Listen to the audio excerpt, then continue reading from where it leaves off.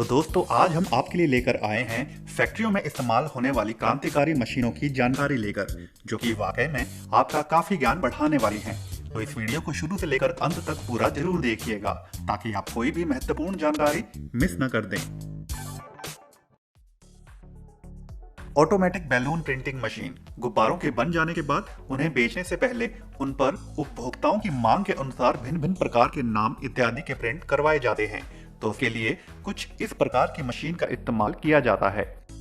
आकार में गोलाई में बनी इस मशीन के सिरों पर गुब्बारों को फिट करके उन्हें इसी मशीन की सहायता से क्रमबद्ध तरीके से फुलाया जाता है, जिसके बाद यह फुले हुए गुब्बारे प्रिंट करने वाले स्थान पर पहुंचते हैं, जहां पहले से ही निर्धारित प्रिंट को गुब्बारों पर स्याही का प्रयोग करके प्रिंट कर दिया जाता है। गुब्बारों पर प्रिंट करने के लिए गुब्बारों को फुलाना आवश्यक होता है, क्योंकि बिना फुले गुब्बारों पर प्रिंट करना असंभव होता है उनके सिकुड़े हुए रूप के कारण। लेकिन उन्हें फुलाने से एक सही आकार प्रदान होता है मशीन के द्वारा उन पर प्रिंट करने के लिए। गुब्बारों पर एक बार प्रिंट हो जाने के बाद यह गुब्बारे इस मशीन के अंत वाले भाग में पहुंच जाते हैं, जहां एक एक करके यह गुब्बारे मशीन से खोल दिए जाते हैं और एक जगह इकट्ठा होते रहते हैं। सीमास हॉरिजॉन्टल प्रेस, यहाँ पर इस जबरदस्त मशीन के माध्यम से लोहे की रोड्स को भिन्न भिन्न आकार दिए जा रहे हैं। इस मशीन के सिरे में एक बार लोहे की सपाट रोड को फंसा देने के बाद यह मशीन उसे अपने अंदर लपेटकर एक बड़ा ही सुंदर आकार दे देती है। इस मशीन का इस्तेमाल करने से रोड पर बने डिजाइन की सटीकता और फिनिशिंग भी बेहद जबरदस्त आती है।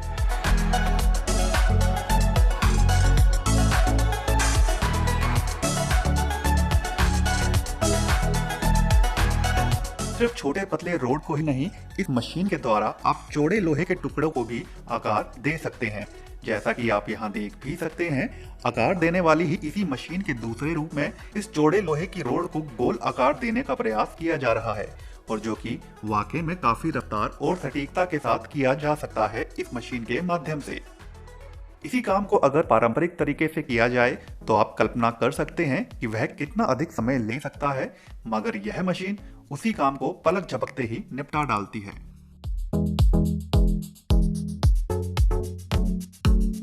टायर डिबीडिंग मशीन, टायर के पुराना हो जाने के बाद उन्हें रिसाइकिल की प्रक्रिया के द्वारा फिर से उपयोग में लाया जा सके तो उसके लिए कुछ इस प्रकार की विशेष मशीन का इस्तेमाल किया जाता है।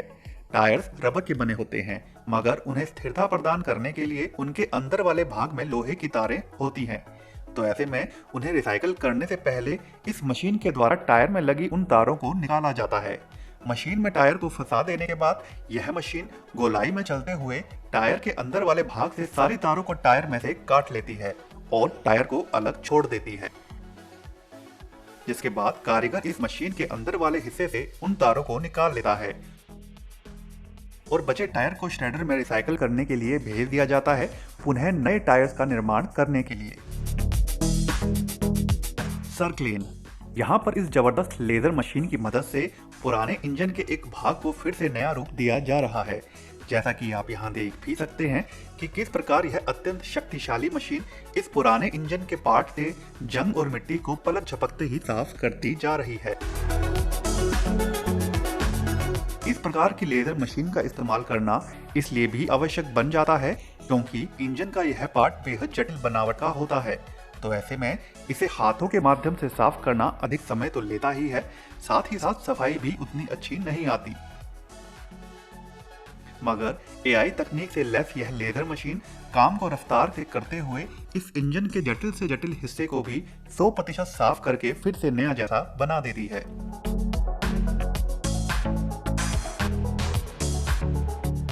सुपर एसटी बीरा, घर निर्माण के काम के दौरान कई बार पिलर में लगाए जाने वाले सरियों के लिए पतले सरिये के ब्रैकेट की जरूरत पड़ती है, जिन्हें अनेक मशीनें एक एक करके तैयार करती हैं। मगर यहाँ इस कारीगर के द्वारा इस पारंपरिक मशीन के माध्यम से वही ब्रैकेट बड़ी ही शीघ्रता से बनाए जा सकते हैं। यहाँ यह कारीगर सबसे पहले 50 से 60 पतले लोहे के सरियों को एक क्रम में क्लिप के माध्यम से फंसा लेता है।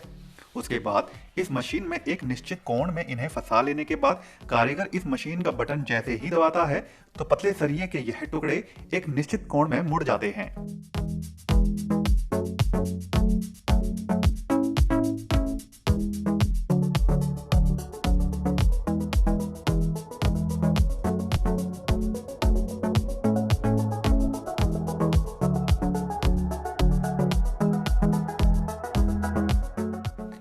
निरंतर मनचाहा आकार देने के लिए कारीगर निश्चित कोणों से मोड़ मोड़ कर अंततः इन्हें एक ब्रैकेट का रूप दे देता है।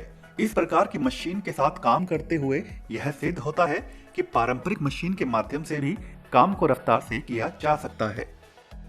टाइगर लीफ स्प्रिंग, जैसा कि आप यहाँ देख भी सकते हैं कि किस प्रकार एक कमाने की गुणवत्ता की जांच की जा रही है। इस प्रकार की कमाने का इस्तेमाल कार, ट्रकों इत्यादि के टायर के समीप वाले हिस्से में किया जाता है ताकि यह एक सस्पेंशन के रूप में काम करे और गाड़ी के गड्ढों और ऊंची नीची जगह पर जाने पर झटके कम लगे और गाड़ी को स्थिरता प्रदान हो। इस विशेष मशीन की जांच प्रक्रिया में इस कमाने की अधिकतम वजन को संभालने की काबिलियत की जांच की जा रही है ताकि इसे वाहन में फिट करने के बाद किसी भी प्रकार की कोई परेशानी ना हो।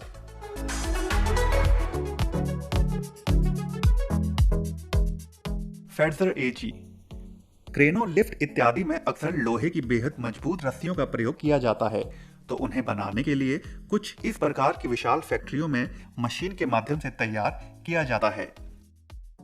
सबसे पहले पतली पतली लोहे की तारों को छोटे छोटे बंडल में लपेट लिया जाता है, जिसके बाद इन बंडलों को इस फैक्ट्री की मुख्य मशीन में बने अनेक सांचों में फिट कर दिया जाता है, जिसके पश्चात यह मशीन गोल गोल घूमने लगती है और एक विशेष कोण और स्थिति में इन बंडलों के रखे होने से इस मशीन के आगे वाले हिस्से में इन्हें एक छोटा भाग रस्सी के रूप में बुना जाता है। यह प्रक्रिया काफी लंबे समय तक चलती रहती है जब तक कि बंडल में तार खत्म ना हो जाएं। साथ ही साथ तैयार हुई मोटी लोहे की रस्सी को विशाल चक्के में गोल गोल लपेटा जाता रहता है। इस फैक्ट्री में लोहे की पतली रस्सी से लेकर मोटी से मोटी रस्सी का भी निर्माण किया जाता है। साथ ही साथ इन लोहे की रस्सियों की गुणवत्ता और इनके खिंचाव की जांच भी निरंतर की जाती रहती है ताकि प्रयोग के समय कोई दुर्घटना ना हो। एक बार निर्माण हो जाने के बाद इन्हें चक्के में लपेटकर अन्य कंपनियों को बेच दिया जाता है।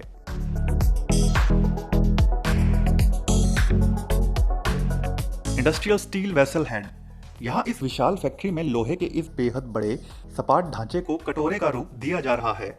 इस प्रकार के कटोरानुमा ढांचे की आवश्यकता दरअसल विशाल मशीनों और कंस्ट्रक्शन के कामों के दौरान पड़ती है।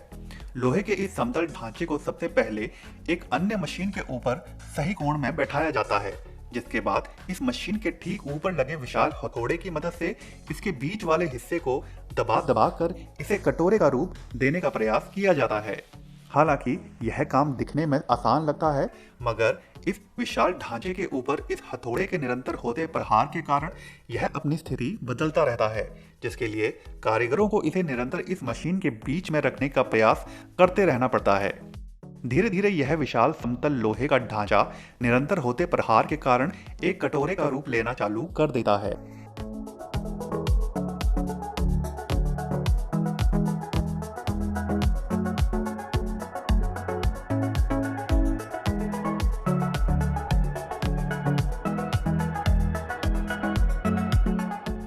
एक निश्चित आकार में हथौड़े से प्रहार के द्वारा आकार देने के बाद इसे एक और अन्य बेलन नुमा मशीन के द्वारा गोलाई में अंतिम फिनिशिंग दे दी जाती है।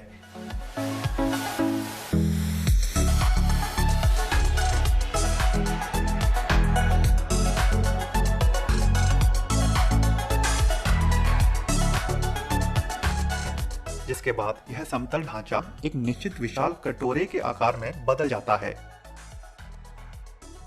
और जिसके बाद इसे आवश्यकता अनुसार इस्तेमाल में लाया जा सकता है। HCMT रफिंग एंड फिनिशिंग, इस विशाल फैक्ट्री में लोहे के इस बड़े ढांचे को फिनिशिंग प्रदान करने का काम किया जा रहा है। लोहे के इस प्रकार के बड़े ढांचों का प्रयोग दरअसल बड़ी मशीनों के निर्माण में होता है, तो ऐसे में मशीन के पुर्जे के रूप में इसे सही मोटाई और फिनिशिंग प्रदान करने के लिए कुछ इस प्रकार की प्रक्रिया से होकर गुजरना पड़ता है। लोहे का यह बड़ा ढांचा शुरुआत में अस्थायी रूप में होता है, तो यहाँ इस CNC मशीन के माध्यम से लोहे के इस बड़े ढांचे को हर कोण और हर हिस्से से निरंतर छिल कर फिनिशिंग प्रदान की जाती है।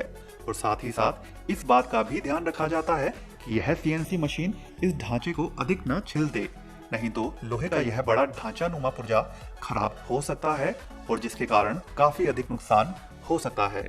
तो इसके लिए कारीगर इस मशीन का प्रयोग करते हुए सही मोटाई और बनावट का अंदाजा लगाकर इस ढांचे को सही आकार में रूप देकर ही पीछे हटते हैं, जिससे कोई भी नुकसान होने की गुंजाइश नहीं रहती। तो दोस्तों आज की वीडियो में बस इतना ही। अगर यह वीडियो आपको पसंद आई हो तो वीडियो को लाइक जरूर कर दें और अगर चैनल को अभी तक सब्सक्राइब नहीं किया है तो सब्सक्राइब भी जरूर कर लें। धन्यवाद।